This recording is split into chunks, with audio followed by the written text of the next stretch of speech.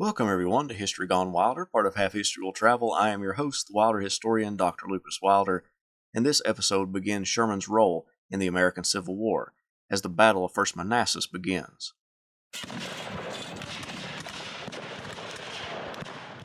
Although Sherman's troops questioned their new brigade commander, Sherman showed himself friendly, drilling the troops constantly, attempting to prepare them for battle. Sherman didn't care for volunteers. He thought they were unreliable for conducting the war, and his fears were reinforced when the soldiers' 90-day enlistments were about to come up. Many believed that they had served their time and were ready to go on with life, but politicians scrambled to keep the soldiers in the ranks. While in Washington, D.C., Ellen wanted Sherman to visit her old Catholic school. When he did, a nun gave him some relics to carry into battle.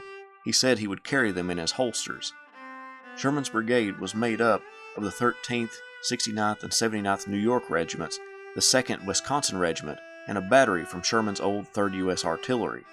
As Confederate forces grew just south of Washington, D.C., the northern newspapers called out on to Richmond in an effort to push the Union Army out of the city's confines and win the war so the whole country could return to normal. Sherman and the Union Army marched through the Confederate countryside on their way to attack the Confederate force under P.G.T. Beauregard. On July 21st, Sherman would get his first taste of battle. He led the brigade through a ford in Bull Run and helped in attacking the Confederate left flank. Sherman hadn't been in battle before, and the sight astonished him, particularly the wounded horses, who struggled in agony. He was grazed by bullets on the knee and the shoulder, and his horse was shot out from under him, but he kept pressing on with his troops. He and the rest of the Union Brigade successfully pushed back the enemy from Matthews Hill, but ran into stubborn resistance on Henry House Hill, where Thomas Jonathan Jackson stood like a stone wall against the attacking Federal soldiers. When fresh troops appeared on the field, the Union Army broke and began a hasty retreat back to Washington. Sherman commented, "I had read of retreats before, have seen the noise and confusion of crowds of men at fires and shipwrecks, but nothing like this. It was as disgraceful as words can portray." When Sherman got to Washington, the sight was even worse. Soldiers were mingling about without units, attempting to avoid gunfire.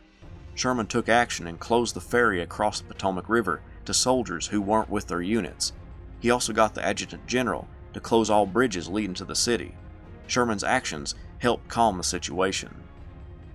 Sherman's brigade suffered 609 killed, wounded, and missing in the battle. The men wanted to go home. Sherman even asked the adjutant general to discharge any scared officers and men who threatened the integrity of the whole army. On one occasion, a captain who was tired of the soldier life told Sherman that he was heading back to New York, that he didn't need permission from Sherman. Sherman told him that if you attempt to leave without orders, it will be mutiny, and I will shoot you like a dog. The man walked off, and the crowd around them dispersed. When President Lincoln came to visit the unit, Sherman hopped aboard the carriage and informed the president that he should discourage cheering, noise, or confusion. When the president addressed the soldiers, he stated, "Don't cheer, boys. I confess I rather like it myself, but Colonel Sherman here says it's not military, and I guess we better defer to his opinion." The speech that Lincoln gave to Sherman's troops was profound, and it won Sherman over to the ability of the president. Sherman said of the speech, "That speech reached every heart, nerved every arm, and made stern patriots out of timid and wavering men." Sherman heard Clay in his palmiest days, and most of our celebrated orators, and have never heard a man who spoke to the hearts of his hearers as Mr. Lincoln spoke to our soldiers that day. Before the president left, the officer who approached Sherman about leaving for New York told the president that Sherman threatened to shoot him. The president leaned down and in a staged whisper stated, "Well, if I were you, and he threatened to shoot me, I would not trust him, for I believe he would do it." When the crowd heard the response, laughter went up, and the president rode off in his carriage. A few weeks later, 65 soldiers refused to work because they thought their enlistments were up. So Sherman marched them down to a prison ship and threw them into the brig. Exasperated at the unruliness of the volunteers, he wrote, "The want of organization and subordination of our people is a more dangerous enemy than the armies of the South. Our adversaries have the weakness of slavery in their midst to offset our democracy, and 'tis beyond human wisdom to say which is the greater evil. We have to go through the experience of other nations and learn that the many, at last, must be governed by the few." The disorder of the army made Sherman fear that he would be a part of another failure, like the banks he managed and the other events that brought disorder to his life.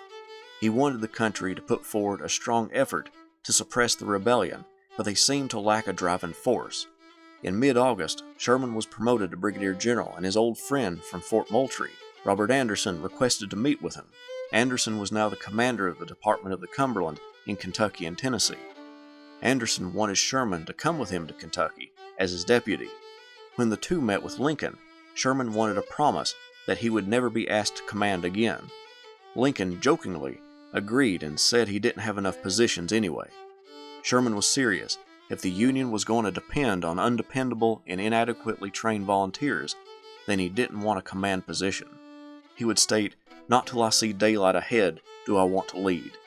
But when danger threatens and others slink away, I am and will be at my post."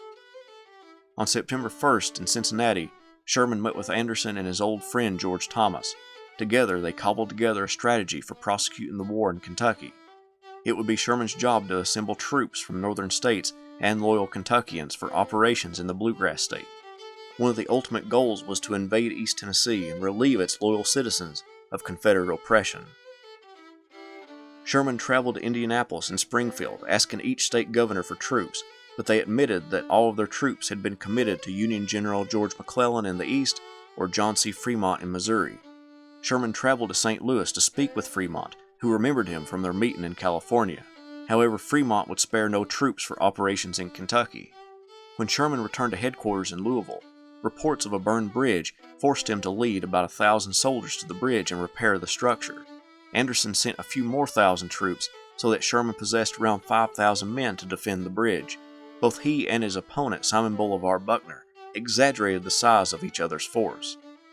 Sherman seemed to be an exposed nerve as he fortified his position near Elizabethtown, Kentucky, in constant fear of his camp being infiltrated by spies. He also was heavily critical of newspaper reporters that meandered about the camp. He believed they printed more information than they should, so he attempted to eject reporters and even threatened to hang one of them. It was of no use, they snuck into his ranks anyway. Reporters and newspapers had been partially responsible for hurting his bank and producing a mob in California. He feared that they would bring failure to his command.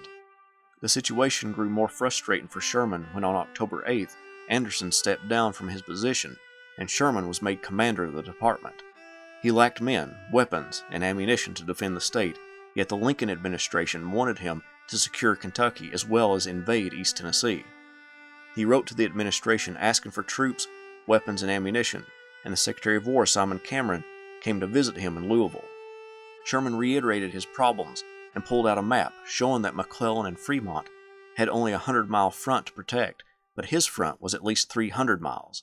McClellan had 100,000 troops, Fremont had 60,000, and he himself only had 18,000. Sherman requested at least 60,000 troops to defend Kentucky, and he would need 200,000 troops to invade East Tennessee. Simon Cameron was stunned, but found that Sherman was definitely undersupplied. Furthermore, the meeting between Cameron and Sherman was featured in newspapers all over the North. Some of the men that were in the meeting with Sherman and Cameron were actually reporters, and this disgusted Sherman. His troop strength in the military situation was now broadcasted, which threatened his command. The stress from commanding operations in Kentucky was becoming too stressful for Sherman. He would stay in the telegraph office until 3 a.m., awaiting dispatches, and when the office would close, he would pace up and down the hallway outside his hotel room. He got very little sleep and became paranoid about the entire military situation in the state. Finally, on November 13th, after repeated requests to be transferred from Kentucky, Sherman was replaced by Don Carlos Buell and sent to St. Louis to be under the command of Henry Halleck.